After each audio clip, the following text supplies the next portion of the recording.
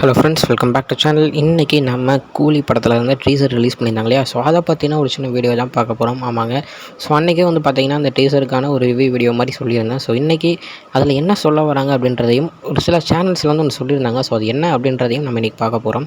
First என்ன அப்படின்னு பார்த்தீங்கன்னா, இந்த படம் வந்து இதே மாதிரி கதை தீ படத்தில் இருக்குது அப்படின்றத நிறைய பேர் முன் வச்சுருந்தாங்க. ஸோ அதே கதையை தான் ஒரு காப்பி அடித்து எடுக்கிறாரு அப்படின்னு லோகேஷ் அவர்களை சொல்லியிருந்தாங்க. ஸோ அதுக்காகவே இன்றைக்கி காலையில் இந்த தீ படத்தை உட்காந்து பார்த்தேன். ஸோ என்ன தான் இருக்குது அப்படின்னு பார்த்துடலாம் அப்படின்னு. ஸோ அந்த படத்தில் வந்து பார்த்திங்கன்னா, இவங்க சொல்கிற மாதிரி இவர் வந்து ஒரு கூலி தொழிலாளியாக தான் இருக்கார். ஸோ அந்த இடத்துல வந்து அவர் அந்த கோல்டு கடத்துற இதில் இருக்கும்போது, ஸோ அதுலேயே ஒரு பெரிய டான் ஆகணும் அப்படின்ற ஒரு ஆசையில் ஒரு சின்ன ஒரு வில்லனிசம் உள்ள ஒரு ஹீரோ கேரக்டர் அப்படின்னு தான் சொல்லணும். ஸோ அதில் அவரோட தம்பியாக நம்ம சுமன் அவர்கள் கொடுத்துருப்பாரு. ஸோ அவர் வந்து போலீஸ். அவர் வந்து லாஸ்ட்டாக கொன்னுடுவார். ஆனால் ரஜினி வந்து இறந்த மாதிரி காமிச்சிருப்பாங்கன்னா, அதுக்கப்புறம் எதுவும் காமிச்சிருக்க மாட்டாங்க. ஸ்ட்ரைட்டாக அப்படியே படத்தை முடிச்சிருப்பாங்க.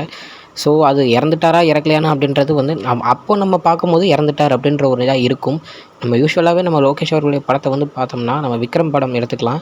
ஸோ அதில் வந்து பார்த்திங்கன்னா ஃபஸ்ட்டு ஒரு விக்ரம் வந்துருந்துச்சு. ஸோ அதோட கண்டினியூஷனாக தான் விக்ரம் 2 வந்துச்சு. ஸோ இதுவும் அதே மாதிரி இருக்கலாம் அப்படின்ற ஒரு தாட் தான் எனக்கு இருந்துச்சு. ஸோ அந்த தீ படத்துடைய ஒரு கண்டினியூஷனாக கூட இது இருக்கலாம் அப்படின்னு தான் இருந்துச்சு.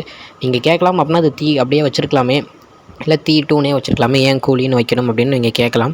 ஸோ அந்த படத்தில் அவருடைய ரோல் வச்சு தான் இதை பண்ணியிருக்காங்க அப்படின்னு சொல்லலாம். முக்கியமாக ஏன் அப்படி சொல்கிறேன்னு பார்த்தீங்கன்னா, அந்த படத்தில் ஒரு கூலி தொழிலாளின்னு நான் சொன்னேன். ஸோ அதில் வந்து அவர் கையில் 786 அப்படின்னு ஒரு நம்பர் இருக்கும். ஸோ அந்த நம்பரில் வந்து அந்த ஒரு பிளேட் மாதிரி, ஒரு சில்வர் பிளேட் மாதிரி ஒன்று ஒட்டியிருப்பாங்க. ஸோ அதில் அவரோட உயிரை ஏகப்பட்ட வாட்டி அது வந்து காப்பாற்றும். ஸோ இந்த டீசரில் பார்த்தாலே தெரியும்.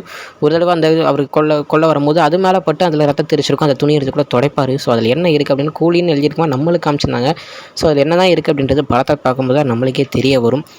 ஸோ இந்த மாதிரி இதுங்கள் தான் இதுக்குமே ஒரு கனெக்ட் பண்ணி வச்சிருக்காரு. ஸோ அந்த ரெட்ரோ மியூசிக் எல்லாமே பார்க்கும்போது அந்த ப்ளூ கலர் ஷர்ட், ஸோ அதே மாதிரி ஷர்ட்ஸ் தான் அந்த படத்துலையும் அவர் நிறையா யூஸ் பண்ணியிருந்திருப்பார். ஸோ அதோட கண்டினியூஷன் இருக்கலாம் அப்படின்னு நான் நினைக்கிறேன். ஸோ நீங்கள் என்ன நினைக்கிறீங்க அப்படின்றத கமெண்ட்டில் சொல்லுங்கள். ஏன்னா ஒருத்தர் இப்படி நினைக்கிறோம், இன்னொருத்தருடைய பெர்ஸ்பெக்டிவ் வந்து இன்னொரு மாதிரி இருக்கும். ஸோ அதுபடி நான் பெர்ஸ்பெக்டிவாக நான் சொல்லியிருக்கேன். ஸோ நீங்கள் என்னென்ன நினைக்கிறீங்க அப்படின்றத கமெண்ட்டில் சொல்லுங்கள். ஸோ இதுதான் இன்னைக்குள்ள வீடியோ. இன்னொரு வீடியோவில் உங்களை வந்து பார்க்குறேன். அது வரைக்கும் உங்கள்கிட்ட இந்த விடைபெறுவது உங்கள் Jaswant. Bye friends. Next video. Bye bye.